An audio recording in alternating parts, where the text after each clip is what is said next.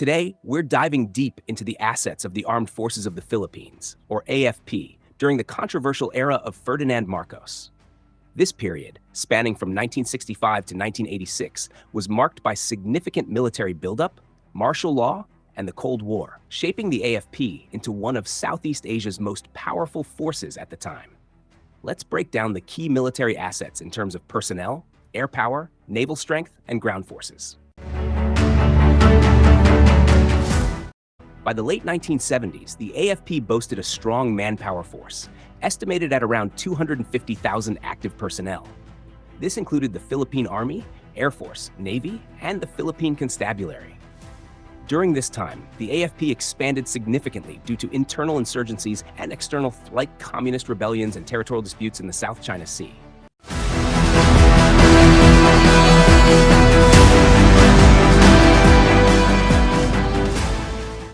Let's talk about air power. During Marcos's reign, the Philippine Air Force, PF, was considered one of the most advanced in Southeast Asia, especially during the late 1960s and early 1970s. By 1981, the PAF had over 35 combat aircraft in its fleet. These included F-5 Freedom Fighters. The PAF had about 40 units of the F-5AB Freedom Fighters, which were the backbone of the Air Force's defense capability. These supersonic jets could fly at speeds up to Mach 1.6 and were capable of both air-to-air combat and ground attack missions. C-47 and C-130 Hercules. For transport, the Air Force operated C-47 Skytrains and C-130 Hercules aircraft. The Hercules could carry up to 92 troops, or large cargo, making it essential for logistical support during military campaigns. Bell UH-1 Huey helicopters. The AFP had 100-plus units of the Bell UH-1, the iconic utility helicopter used for transport, medical evacuation, and reconnaissance during combat operations. Despite this impressive fleet, by the mid-1980s, a lack of upgrades and maintenance began to impact the operational readiness of the Air Force.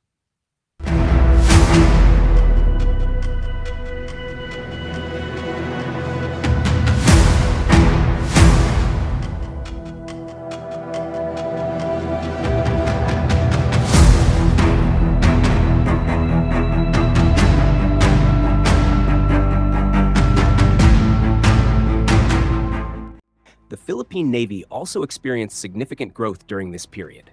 At its peak during Marcos's era, the Navy had around 50 ships, including patrol boats, landing crafts, and auxiliary vessels. The highlights of its naval strength included Rizal-class frigates. The Philippine Navy had 2 Rizal-class frigates, which were originally U.S. Cannon-class destroyer escorts. These ships were armed with 76mm guns and had anti-submarine capabilities. Miguel Malvar-class patrol corvettes. The Navy operated around 6 of these corvettes, used for coastal defense and patrol missions. They were fitted with twin 3-inch guns and depth charges. Landing ship tanks, LST. The AFP had 8 LSTs, which were essential for amphibious operations and transporting heavy equipment, including tanks and artillery. While not as modern as neighboring countries' fleets, the Philippine Navy was vital in maintaining maritime security, especially during the escalation of territorial disputes in the West Philippine Sea. Ground forces.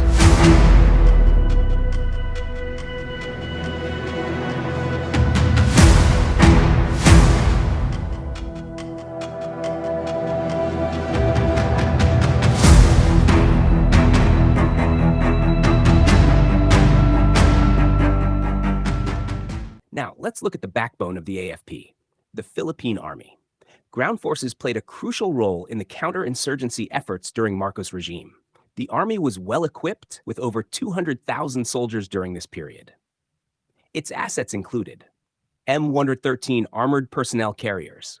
The Army had over 100 units of the M113, a fully tracked armored personnel carrier. It was essential in troop transport and combat operations, especially during heavy fighting in rural areas.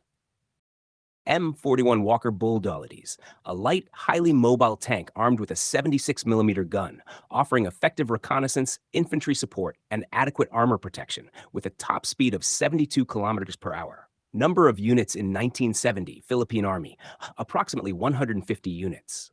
Scorpion light tanks. The AFP also acquired 36 Scorpion tanks from the UK. These were fast, lightweight tanks equipped with 76mm guns, primarily used for reconnaissance and anti-insurgent operations. Artillery.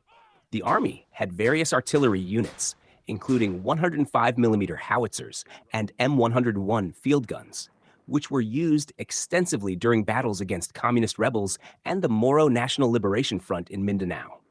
Despite these assets, logistical issues and limited maintenance often hindered the Army's full potential, especially as the insurgency intensified in the 1980s. Legacy of the AFP under Marcos.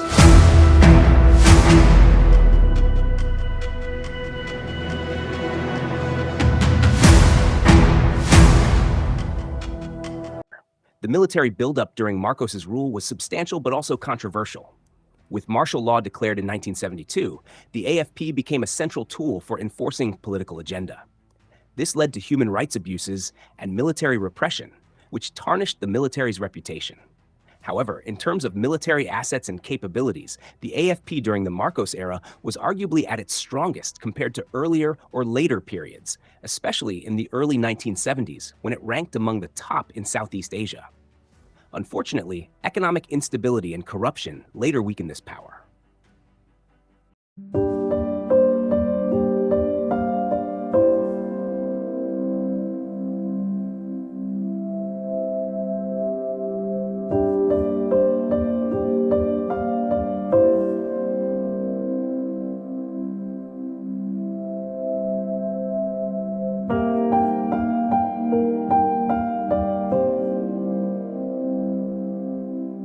That's a look at the AFP's assets during the Marcos era, a time of both military growth and political turmoil.